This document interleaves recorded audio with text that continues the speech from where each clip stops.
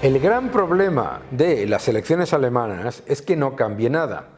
Los ciudadanos alemanes han votado por un cambio, y un cambio radical. Un cambio radical tras años en los que se ha destruido la industria, la ganadería, la agricultura, y además se ha llevado a cabo un proceso completamente incorrecto y desde luego miope de política de inmigración.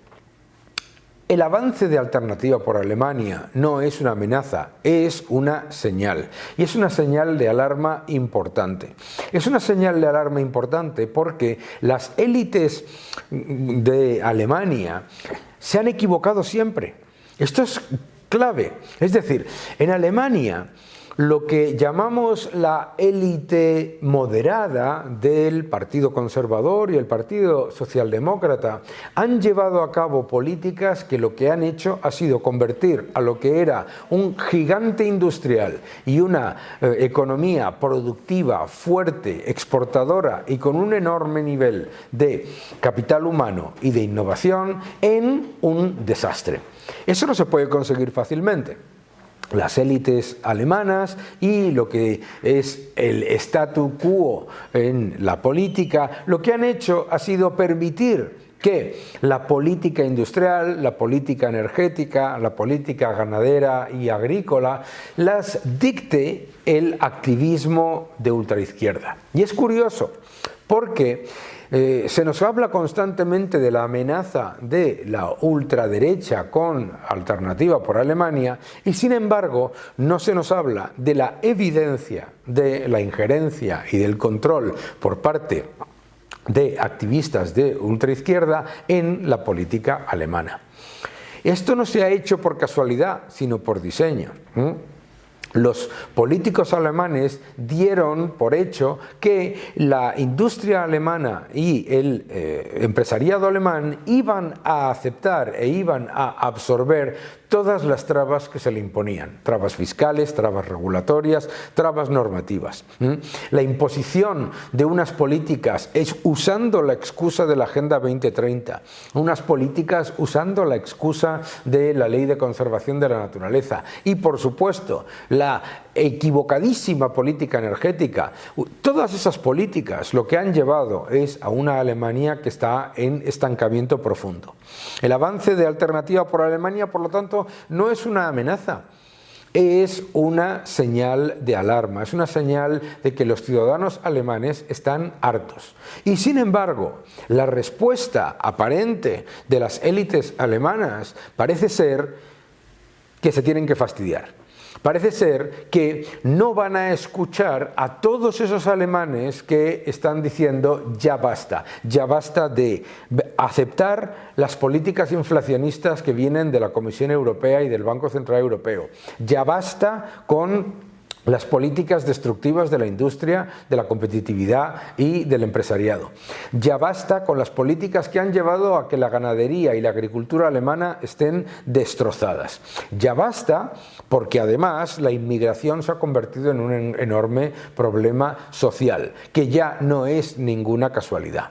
Y ya basta también porque tenemos que entender que no se va a dar un cambio a la economía alemana simplemente con la decisión por parte de una coalición de socialdemócratas y de conservadores que se pongan a aumentar el gasto y la deuda. Porque esa es la gran novedad.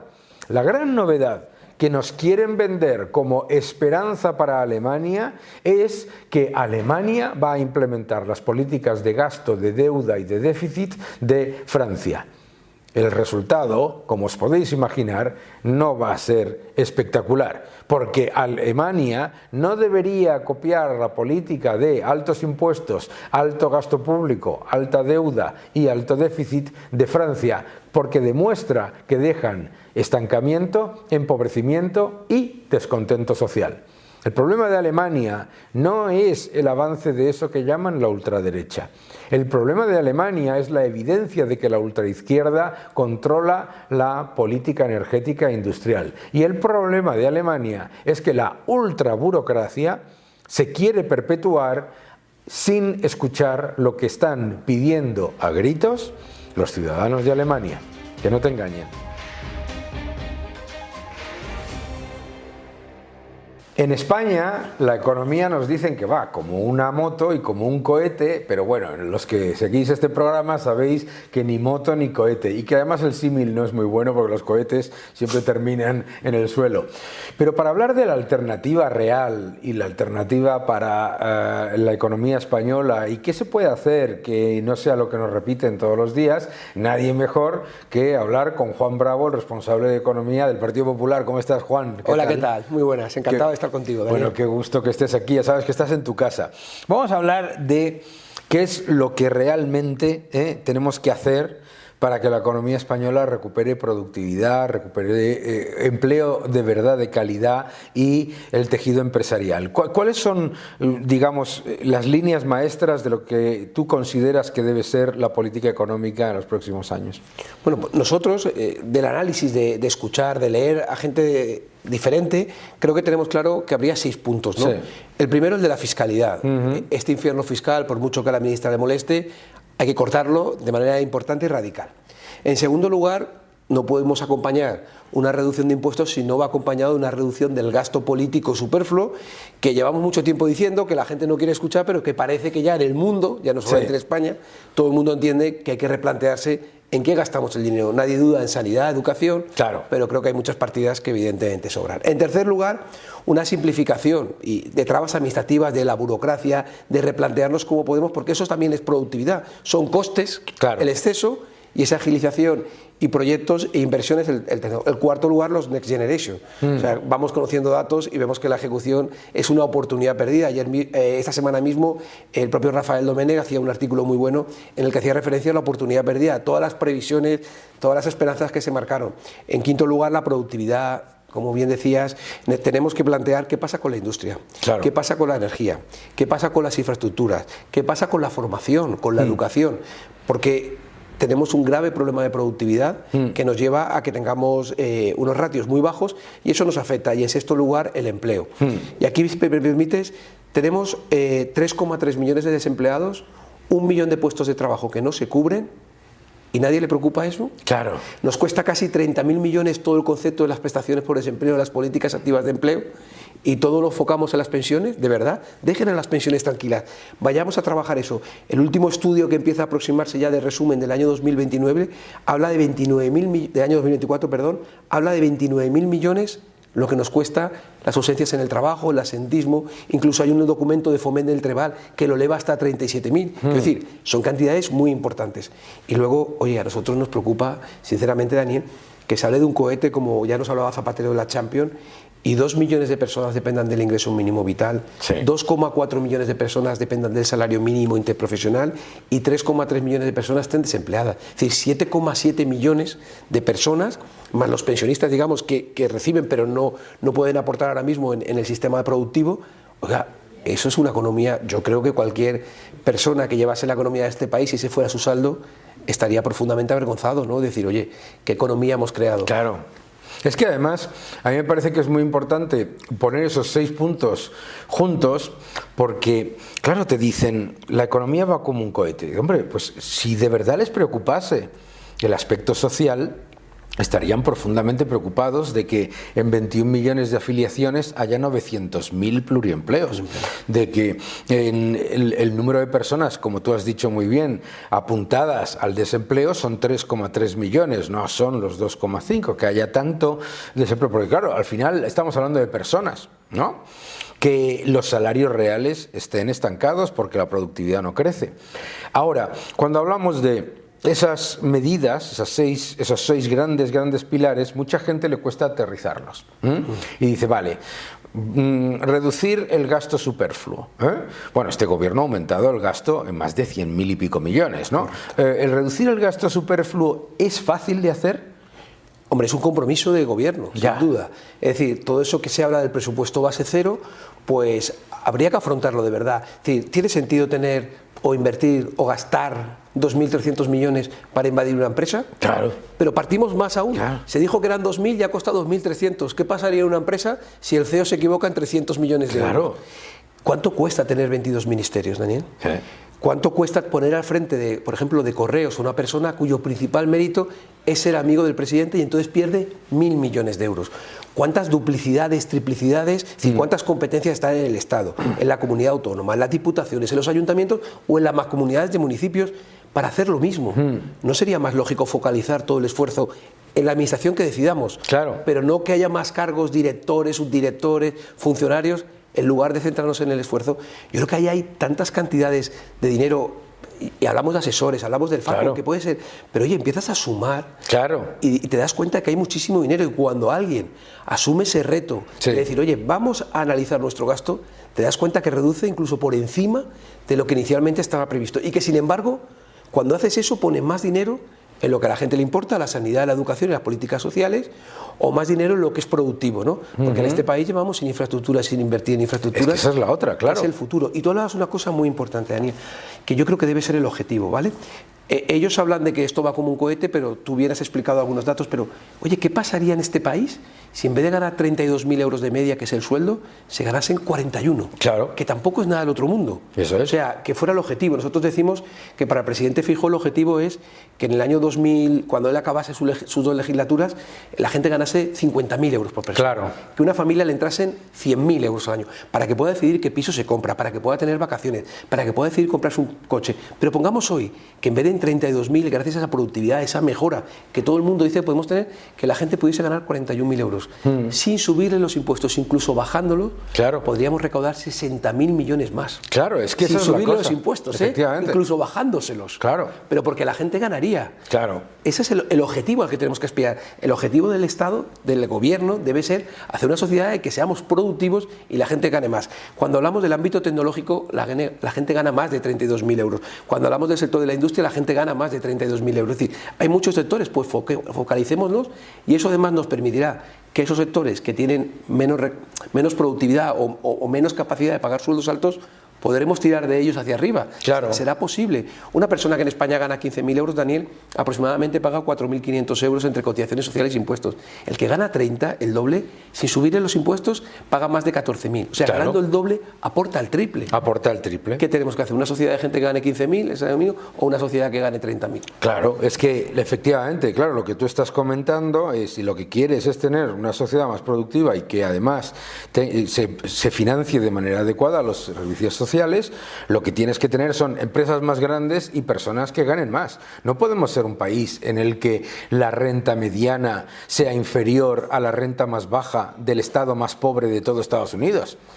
Es que es increíble eso, ¿sabes? Es que muchas veces la gente hace asunciones sobre nuestra posición y nos olvidamos del empobrecimiento tan grande que ha sufrido el ciudadano medio al no deflactar los impuestos con la inflación, que ha sido un factor de recaudación, pero de empobrecimiento, y además al mantener un gasto innecesario. Y muchas veces existe la crítica de que, bueno, están hablando de reducir gasto superfluo, pero luego no lo hacen, y no es cierto. O sea, yo creo que es importante también recordarle a la gente que se cerraron con el Partido Popular más de 3.000 empresas deficitarias e innecesarias públicas, ¿no? Y que tenía tiene un programa de reducción de más de 30.000 millones para embridar las cuentas públicas por un lado, y por el otro lado también cerrar ese gap de círculo vicioso de no recaudamos lo suficiente, subimos los impuestos, no recaudamos lo suficiente, subimos los impuestos, ¿no? Pero es que fíjate, claro, la gente, yo me gustaría que analizasen, y Daniel, de verdad que esto no va de PSOE, PP o de izquierda o de derecha, no te entiendo. Va de buenos o malos gestores. ¿Qué hacen en Portugal? Bajan los impuestos, crece casi igual que España y tiene superávit. Eso es. ¿Qué hace el gobierno de España? Sube los impuestos, déficit y además el crecimiento sustentado en el gasto público. ¿Qué hacen los gestores en la Comunidad de Cataluña? Los impuestos más caros, el déficit más disparado. ¿Qué hace la Comunidad de Madrid?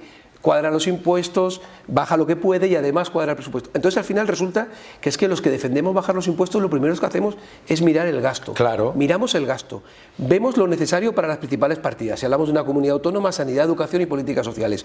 Ves dónde puedes reducir de ese gasto que no aporta nada, claro, no aporta nada porque se han creado fundaciones, instituciones que no eran necesarias, y con eso dices, ¿cómo me puedo ahorrar esto se lo quito Claro. a los ciudadanos en impuestos, porque además sé que va a producir más.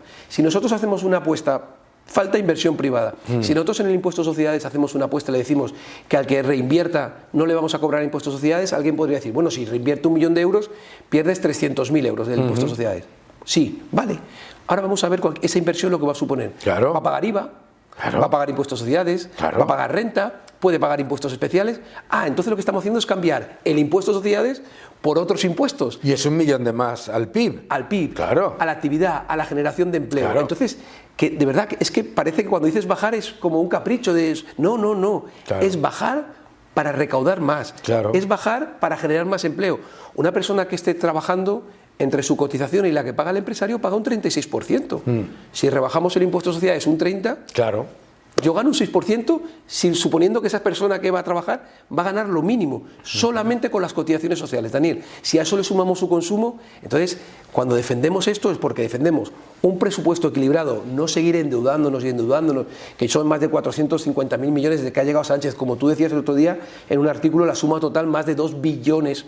Ahora hay retos en sanidad, hay retos en educación, hay retos de envejecimiento, hay retos en defensa. Tenemos retos en los que tenemos que poner el máximo esfuerzo. Claro. Oye, si nosotros conseguimos que la gente en vez de 32 gane 40, podemos bajarle los impuestos y recaudar mucho más. Vamos a pensar qué tenemos que hacer con las empresas, con los sindicatos, con todo el mundo que aporta, qué tenemos que hacer para que se le pueda pagar más a la empresa, al trabajador. Efectivamente, claro. Es que al final es lo que tú lo dices, no es una cuestión de ideología, es una cuestión de lógica. Pero me parece que hay una parte de esos 6 puntos que a la gente le parece más intangible, pero que tiene un coste muy importante, que son las trabas burocráticas, que tú comentabas. Hay un enorme nivel de escepticismo por parte de los ciudadanos en cuanto a que se vayan a llevar a cabo reducciones de trabas burocráticas reales, pero tenemos ejemplos de haberlo hecho y me gustaría que ahondases en ese aspecto, porque mucha gente dice, bueno, sí, dice Draghi que hay que bajar bueno, lo dice Draghi, lo dice todo el mundo, lo dices tú, lo digo yo, parece que es que si lo dice Draghi entonces ya vale, pero que la gente entienda el coste de esas trabas burocráticas, porque parece como, bueno, ¿y eso qué? Si toda la vida nos hemos tenido que perder una mañana para cumplimentar las trabas, ¿no? Pues te lo voy a contar con 2 ejemplos. Uno más básico, Daniel, y un caso real que me pasó. Una chica que me encuentro en la consejería cuando era consejero y me dice, consejero, nada, que ha aprobado la oposición, grupo A1, tal, qué bien, qué bien. Y ahora me piden que aporte los títulos de la universidad y tal. Yo, qué bien. ¿Pero lo ves bien, consejero? Y yo, pues sí, ¿no? Has aprobado, tienes que aportar. Y dice, consejero, por cierto, si no encuentro el título, ¿qué hago? Y digo, pues no te preocupes que lo tiene la Junta de Andalucía. Claro. Y me contesta, entonces, ¿para qué me lo piden? Es claro. Pero claro, ahora analizo, Daniel. Esa chica tiene que dedicar un tiempo y un gasto de dinero en hacer una fotocopia del título, Sí. un tiempo de espera, un tiempo de trabajo del empleado público que tiene que recepcionar, que tiene que sellar. Ese título hay que guardarlo durante años en unos almacenes que cuestan dinero cuando lo tenemos nosotros. Y en segundo lugar, dentro del plan que ha presentado el presidente Feijóo de vivienda, una cuestión que a mí me ha llamado mucho la atención. Nosotros tenemos, cuando termina una obra, finalización de obra, que supuestamente es que se ha terminado conforme a lo que te han aprobado. Y a los 6 meses, 8 meses o 10 meses, la cédula de habitabilidad. Pero 8 meses, fíjate, ¿eh? O sea, tú dices, ahora vamos a analizar, Daniel, para el promotor, oye, tiene que estar esperando 6, 8, 10 meses Claro. pagando hipoteca de la financiación sin recibir, pérdida para él. El ayuntamiento, por esos 6, 8, 10 meses, no está recaudando el IBI, Claro. el impuesto de la contribución. Para el dueño del piso, entra a su casa 6, 8, 10 meses más tarde, en la que está pagando un alquiler, en lugar está pagando su hipoteca, que ya es para él. Oye, ¿no será lo mismo si la finalización de obra tiene que ser lo mismo que la cédula de habitabilidad? Claro. Si está terminada la obra conforme al proyecto, está terminado y hay unos arquitectos que tienen que certificar con una responsabilidad. Quitemos trámites. Claro. Tú fíjate, gana el promotor, gana el ayuntamiento, ganan los arquitectos, gana el dueño de la vivienda. Son ejemplos claros de la importancia, de verdad, si la gente fuera consciente de la cantidad de dinero que se podría ahorrar. Es que yo creo que la gente no entiende el concepto del capital circulante. Claro. Que tú puedes tener, y yo siempre se lo explico, una empresa puede no tener ninguna deuda y quebrar en 3 años simplemente porque el coste de producir es mayor que los ingresos que genera. Si tú a eso le añades lo que tienes que financiar, ese coste coste de producir, resulta que es que ahí también te ahorrarías muchísimo en gasto anual de lo que supone para la economía. A mí me parece que también es muy importante ese factor que tú acabas de decir, que es el de la vivienda. En España hay un problemón con la vivienda, y el tema de la vivienda yo creo que va a pasar a ser probablemente el primero o el segundo en unas elecciones, ¿no?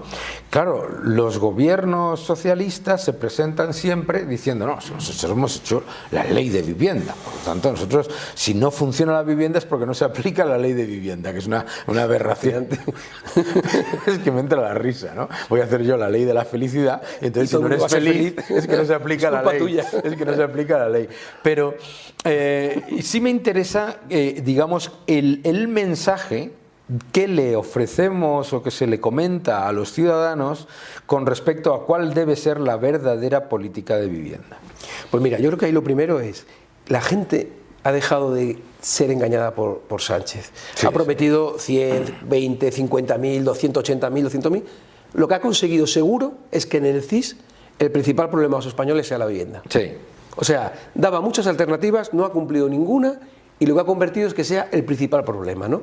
A partir de aquí, ¿qué hacemos nosotros? ¿Qué hemos presentado tanto Palomo Martín, la parte de la Vicesecretaría de Vivienda y el presidente Feijóo? Pues hay que analizar la vivienda desde muchos ámbitos de vista, ¿no? El primero, la ocupación. Oye, pero es que lo llevaba el PSOE en su programa. Claro. Lo llevaba el PSOE en su programa, Daniel. Sí. Que se expulsase al que ocupa en 24 o 48 horas, porque no puede ser responsabilidad del que alquila un piso, claro, el que hay una familia con dificultades. Es una responsabilidad del ayuntamiento, la diputación, de la comunidad o del Estado. Claro. Pero nunca te puede perjudicar a ti como propietario. Si no protegemos la titularidad de la vivienda, tenemos un enorme problema. La tenemos bloqueada desde hace más de un año. Un año. Por parte del gobierno, sí, porque hace prórrogas, entonces no se debate. Ese elemento es fundamental, nosotros la tenemos redactada y el día 1, cuando el presidente Feijóo sea presidente del Gobierno de España, va presentada. En segundo lugar, trámites administrativos y burocráticos. Sí. Oye, cuando tú haces el análisis, mira qué sencillo, tienen 3 meses para resolver. Si en 3 meses no me resuelven, requiero al ayuntamiento, a la diputación o a la comunidad autónoma. Si en 15 días no me resuelve, yo puedo empezar mi obra. Claro. Se acabó.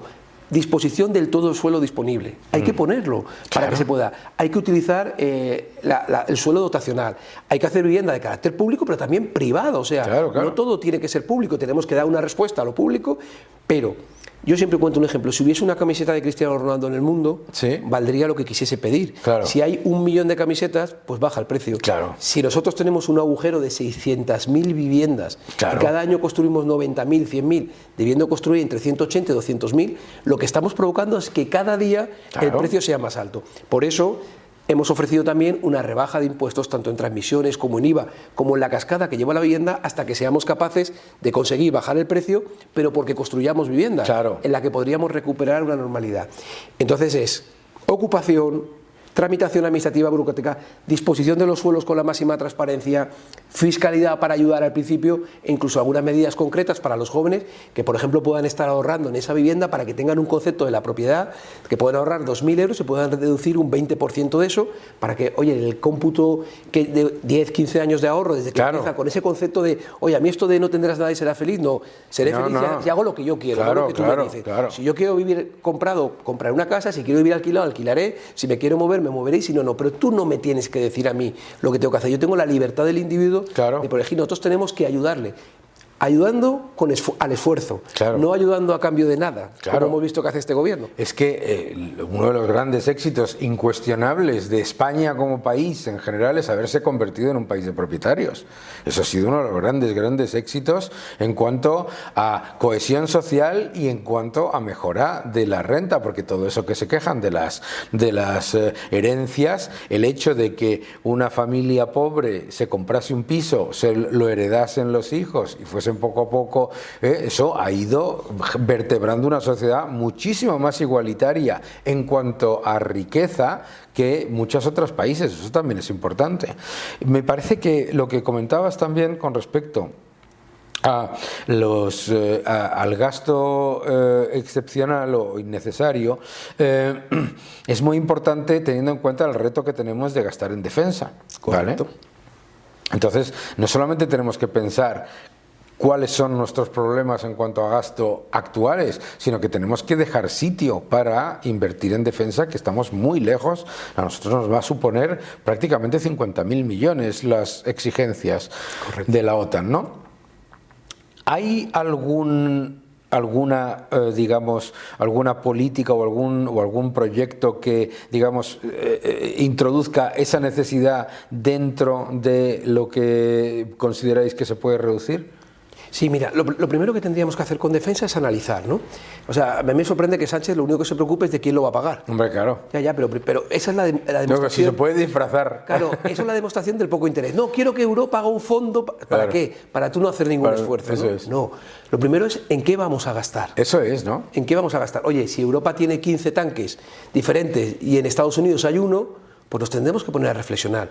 En segundo lugar, yo antes de pensar quién me lo va a pagar, qué es lo que hace Sánchez, porque solamente le preocupa el titular, analizaríamos también qué podemos hacer en España. Es decir, si esa inversión se produce en España, será una inversión. Si lo hacemos fuera, será un gasto. Nosotros tenemos que ver cómo está nuestra industria de defensa, cómo podemos mejorarla, pero no imponiéndolo nosotros, sino trabajando conjuntamente con el sector para ver cuáles son las necesidades. Oye, ¿nos vamos a sentar en Europa a ver cómo lo tenemos que hacer? Porque, oye, yo creo que si vamos todos juntos podemos ser más eficientes en el gasto.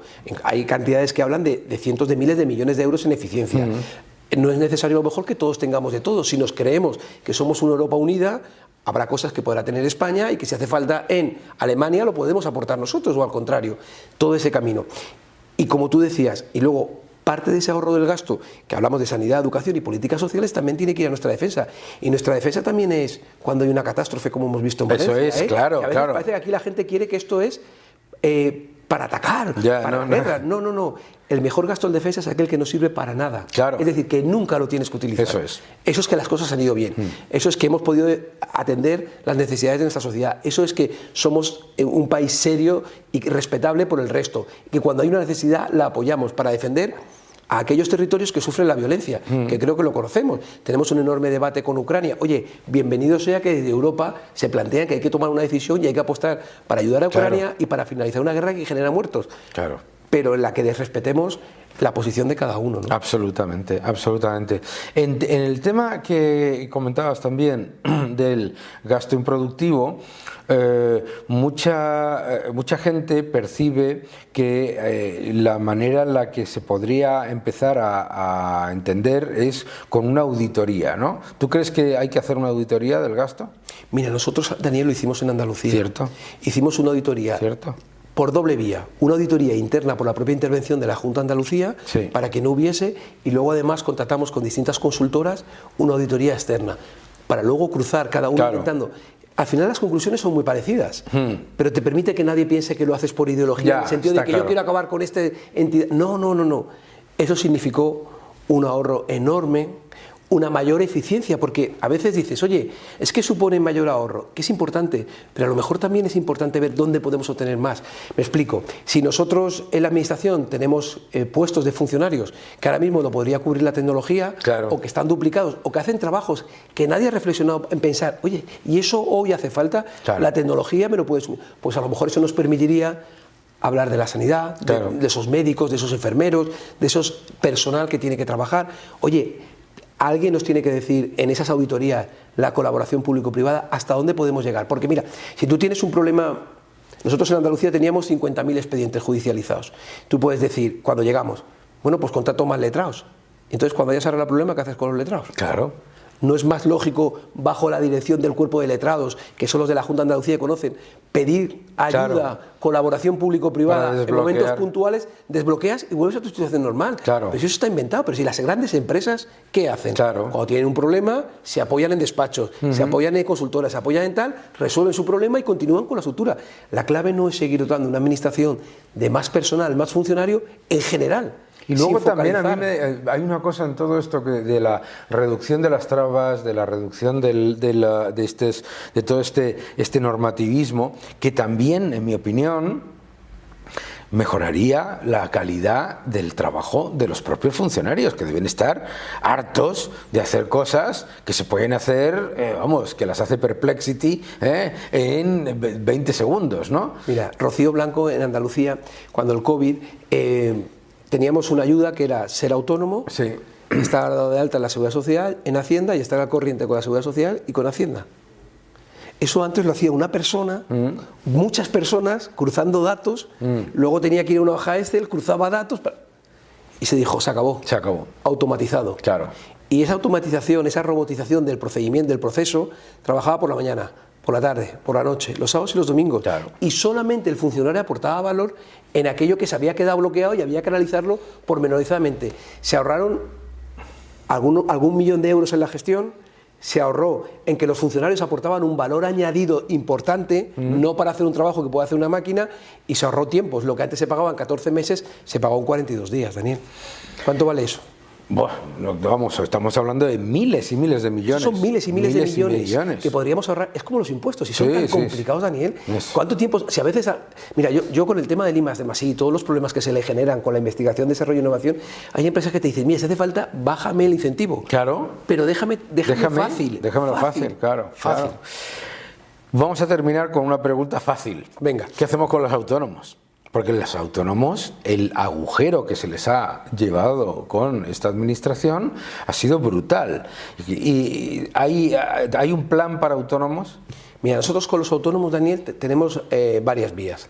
La primera es que se les ha puesto un régimen de cotización a la Seguridad Social que está ahí en el aire, que a los 3 años que ya hay que hacer una renovación, que si no hay acuerdo se pondrá un porcentaje de lo que ganan. Tal. El que gana 600 euros tiene que pagar 200, 190. Sí, es una pasada. Ostras, ¿de verdad? Pero ¿quién está? Esto es como el salario. ¿Quién está pensando esto? Claro. ¿Quién está pensando esto? Eso es lo primero. En segundo lugar, vamos a hacerle las cosas fáciles. Yo te pregunto, y podríamos empezar con los que empiezan la actividad de autónomo. ¿Para qué tiene que estar haciendo 4 declaraciones trimestrales de IVA, de retenciones? ¿Qué te parece si, por ejemplo, le dejamos que en enero del año siguiente se le haga la cuenta de todo? Claro. Diga cuánto le sale, incluso de la propia cotización, y se le haga una domiciliación fácil para los siguientes 12 meses. Claro. Oye, que tampoco hay que inventar nada. Que a mí estas cosas, siempre que las dices que tienen toda la lógica, dices que no es que la tenga que... Es que es lo que se hace en todos los países líderes, y aquí, como siempre tenemos esta mentalidad, como decía Paco Umbral, de recaudador de impuestos y dueño de kiosquillo, pues resulta que es que pensamos siempre en expoliar, ¿no? Pero hagámoselo fácil. Es decir, yo le digo muchas, y a los que nos están viendo y escuchando, oiga, ¿cuánto pagan ustedes de contribución? Claro. Mucha gente no lo sabe. ¿Por qué? Lo sabe. Porque está domiciliado, está funcionado. Te lo hacen muy fácil. Hombre, claro. Si dentro de que sean los impuestos en un nivel, si es un nivel acorde, la gente lo entiende. Sí. Hagámoselo fácil al autónomo. Que no piense. El autónomo nos interesa que piense en trabajar, hombre, claro, en producir, en abrir nuevos mercados, en poder contratar gente, pero hagámoselo fácil. Claro. Ahora mismo le hemos hecho un sistema que es tremendamente complicado, que es ser un héroe, y además desproporcionado. O sea, gano 600 euros y pago 200, 190, 200, claro, números redondos. ¿De verdad? ¿Pero alguien está pensando en el autónomo? Claro. Dejémoslo que produzca, dejémosle que haga. Cuando tiene doble cotización porque trabaja en el régimen general y el régimen autónomo, también tiene unos perjuicios enormes. ¿Pero quién está pensando en esto? Hay que hacérselo fácil, Daniel, porque no olvidemos que son más de 3 millones de personas, claro, que producen, que trabajan, que no cargan, claro, que están ahí. Oye, cuando estamos hablando de la reducción de jornada, la media de trabajo de un autónomo está por encima de las 46 horas. Claro, claro. Ostras, o sea, que hace un esfuerzo superior al que hacemos la media. Yo creo que por lo menos deberían tener un reconocimiento y que este gobierno deje de meterse con ellos y de tratarlos de esta manera. El régimen franquiciado, Daniel, que les permitiría menos trabas, claro, y posiblemente, claro, un régimen más sencillo para el IVA.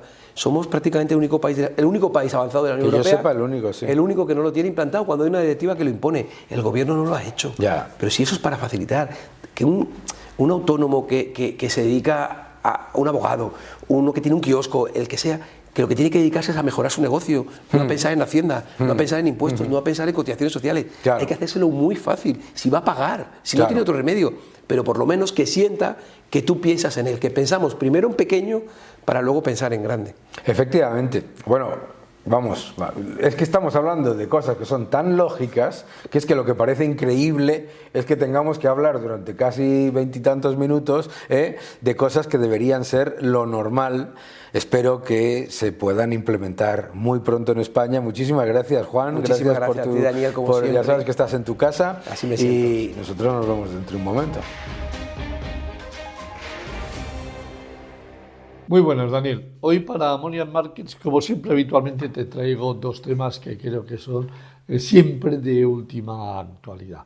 La primera es el problema esquizofrénico que tiene en estos momentos nuestra ministra de Hacienda, que de verdad cada día a mí me deja más sorprendido. Las declaraciones que hizo el otro día en el Congreso de los Diputados, que tú tuviste tan amablemente que me mandaste para que lo revisase, la verdad es que es absolutamente sorprendente. Es increíble que a estas alturas una señora como la ministra de Hacienda pueda llegar a decir que en este país el Partido Socialista no ha subido los impuestos. Bueno, vamos a dejarle bien claro a nuestros espectadores, a los tuyos de Money and Market, que eso es completamente falso. Desde noviembre del 2018 hasta noviembre del 2024, que es el último dato que disponemos de los impuestos, simplemente para que quede bien claro, el IRPF ha subido un 55,5%, el impuesto de sociedades ha subido un 54,5%, el conjunto total de la recaudación de la agencia tributaria en noviembre del 18 contra noviembre del 24 ha crecido un 41%. Y claro, lo fácil es decir, no, pero es que ustedes no cuentan la inflación. Bueno, es que la inflación exactamente ha subido un 18,7%. Y por lo tanto, lo que no puede decir es que todo lo que se ha recaudado es gracias a la inflación. Todo lo que se ha recaudado es fundamentalmente porque no le ha dado la gana de deflactar las bases de cotización del IRPF, y no, además se han incrementado todo con la inflación, toda la recaudación también, por supuesto, del IVA, y por lo tanto este país se ha convertido en una auténtica dictadura fiscal. Así que, primero, falso. Los impuestos han subido y mucho más de lo que ha subido la inflación, más del doble de lo que ha subido la inflación, y en concreto en el IRPF 3 veces lo que ha subido la inflación. Y vayamos a la segunda noticia. Hoy, lunes 24, es decir, se está celebrando el Consejo de Política Económica y Fiscal con las comunidades, con todas las comunidades, en donde la señora Montero les va a comunicar oficialmente que condona los 15.000 millones de euros de la deuda de Cataluña. No sé lo que a estas horas, cuando estoy grabándote esto, no sé cuáles serán todavía, qué propuestas les va a hacer al resto de las comunidades, pero aquí hay una cosa que tiene que quedarle muy clara a los españoles. Condonarle a Cataluña 15.000 millones de euros significa que los catalanes, es decir, no solo los nacidos, sino todos los que viven en estos momentos en Cataluña, van a tener un ahorro fiscal de 2.000 euros. Si tuviesen que pagar los 15.000 millones, los 7,5 millones de habitantes que hay de media en Cataluña, les tocaría sacar de su bolsillo 2.000 euros a cada uno. Bien, ¿qué pasa? Que esa deuda que deja de tenerla Cataluña, que no nos olvidemos, la han generado sus políticos por sus nefastas políticas de gasto, pasa a ser una deuda del Estado que la tendremos que pagar entre todos los españoles, menos los vascos, que los vascos, como ellos reciben sus propios ingresos, nunca les podremos subir los impuestos para que paguen esta deuda. Estos 15.000 millones de euros condonados a Cataluña suponen aproximadamente, en número redondo, 325 euros por los 46 millones de habitantes, incluidos los catalanes. ¿Esto qué significa? Pues que a 46 millones de españoles nos acaban de meter mano en el bolsillo en 325 euros, y a los catalanes, que tenían que pagar 2.000, se lo han reducido exactamente en 1.675 millones. O sea que aquí solo salen beneficiados Cataluña, las personas que viven en Cataluña, que se acaban de ahorrar 1.675 euros por cada uno de ellos. Y eso todo es debido, además, a la negociación que se está realizando de forma paralela con un señor que está fugado, en Waterloo, que si entra en España, debería de ir a la cárcel, y que por lo tanto lo que estamos es nuestro gobierno está negociando con un señor pendiente de ser juzgado, pero que iría directamente a la cárcel por el intento del golpe de Estado que se produjo el 1 de octubre. Estamos ante la situación más paradójica que se puede dar. Es decir, la señora Montero, con su parte esquizofrénica, es decir, no solamente se cree que nos ha bajado los impuestos a todos los españoles, ya hemos visto que no, y encima quiere decir que 46 millones de españoles paguemos 325 euros cada uno de la deuda de los catalanes y los catalanes se ahorren 1.675 euros.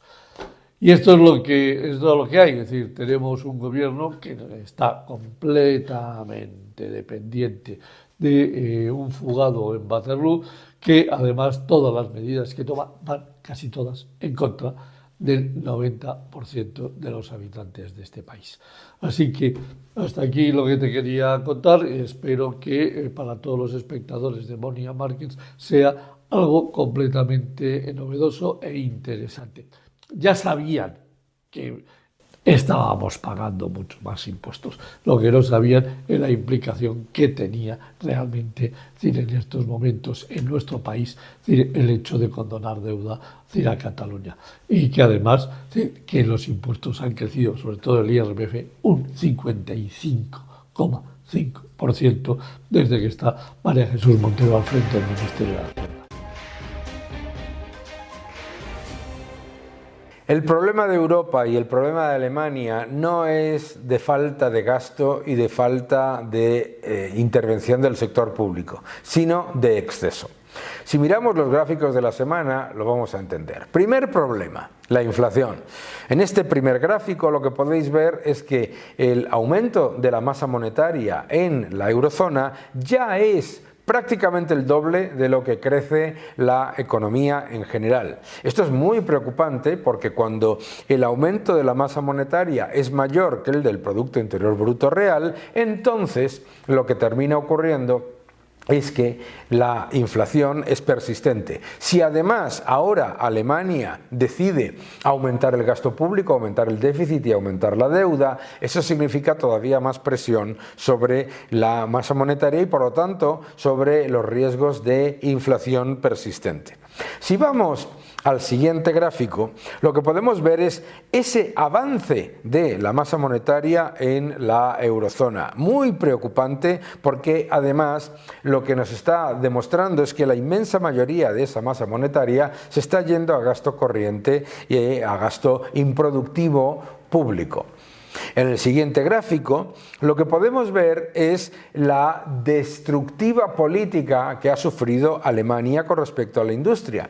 Podéis ver en este gráfico, cortesía de Bloomberg, cómo el índice de producción industrial no solamente no ha mejorado, sino que no ha hecho nada más que empeorar desde la recuperación frágil post-COVID.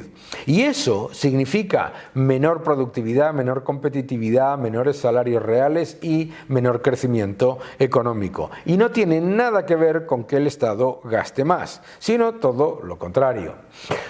Si vamos al siguiente gráfico, cortesía también de Capital Economics, lo que vemos en este gráfico es exactamente el impacto de la actividad exportadora de la eurozona en la época anterior al COVID. ¿Qué es lo que nos dice? Lo que nos dice en realidad es que las dificultades exportadoras de las empresas no son una novedad que ha empezado ahora o con la guerra de Ucrania. Ya eran un reto mucho antes. Por lo tanto, hay que ser muy cautelosos con esos análisis en los que todo lo soluciona el gasto público y la deuda.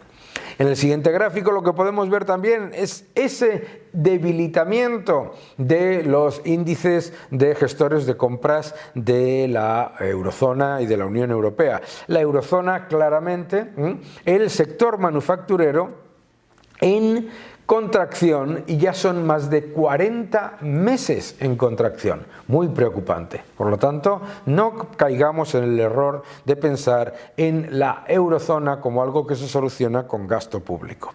Tampoco nos podemos olvidar de los retos que supone la nueva situación con respecto a la guerra de Ucrania.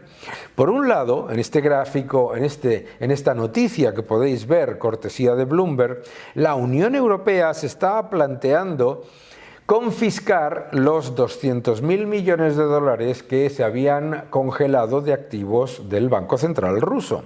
Eso tiene importantes riesgos macroeconómicos y financieros. El primero, por supuesto, es que ante esa confiscación, los inversores, bancos centrales y fondos de China, Rusia, India, Sudáfrica, etcétera, decidan tomar posiciones de contraataque. Es decir, que China, Sudáfrica, India y tantos otros países que son socios, ante el miedo de la confiscación, saquen sus fondos de la Unión Europea, lo cual debilitaría el euro, debilitaría la posición financiera y pondría en riesgo no solamente la posición de Europa en cuanto al litigio contra un Estado soberano y sus activos, sino también en cuanto a los socios de ese Estado.